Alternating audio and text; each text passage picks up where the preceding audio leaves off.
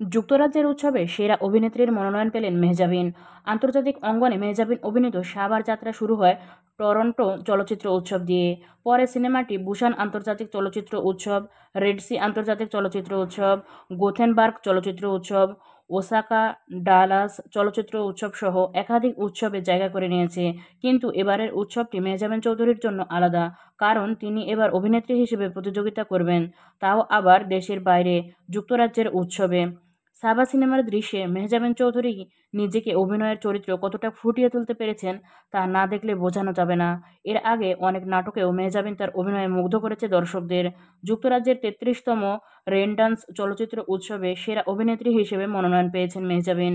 উচ্ছ্বসিত এ অভিনেত্রী বলেন, ব্যক্তিগতভাবে আমি খুবই আনন্দিত যে আমাকে আন্তর্জাতিক অনেক প্রতিভাবান শিল্পীদের সঙ্গে একই তালিকায় মনোনয়ন দেওয়া হয়েছে। একজন অভিনেত্রী হিসেবে এটা আমার জন্য বড় অর্জন। আমি চাই আরও ভালো কাজ করতে, আরও চ্যালেঞ্জিং চরিত্রে অভিনয় করতে। দেশের সিনেমা নিয়ে আশাবাদী মেহজাবিন। এই অভিনেত্রী মনে করেন এখনই সময় দেশের সিনেমার বিকাশ এবং নতুন প্রতিভাদের সুযোগ দেওয়ার জন্য। তিনি বলেন, বাংলাদেশের গল্প আন্তর্জাতিক অঙ্গনেও প্রাসঙ্গিক। এটা তো কেবল শুরু। বাংলাদেশ যেমন আবার কান চলচ্চিত্র উৎসবেও প্রবেশ করেছে, অচিরেই আমাদের প্রতিভার ছাপ বিশ্বের সর্বত্র ছড়িয়ে পড়বে। আমাদের ইন্ডাস্ট্রির সদস্যদের কাছ থেকে আরও সহযোগিতা প্রত্যাশা করি, যেন সম্মিলিতভাবে ইন্ডাস্ট্রি আরও বড় হতে পারে। সাবা নিয়ে প্রথম টরন্টো উৎসবে অংশ নেন মেহজাবিন।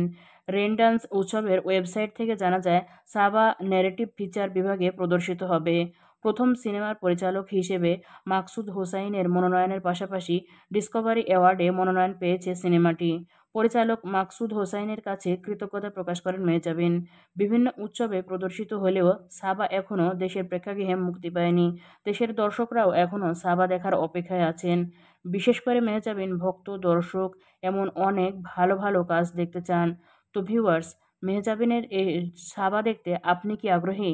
কমেন্টে জানান। আর এমন সব তথ্যপূর্ণ আরও ভিডিও পেতে চ্যানেলটি এক্ষুনি সাবস্ক্রাইব করুন এবং ফেসবুক পেজটি ফলো দিয়ে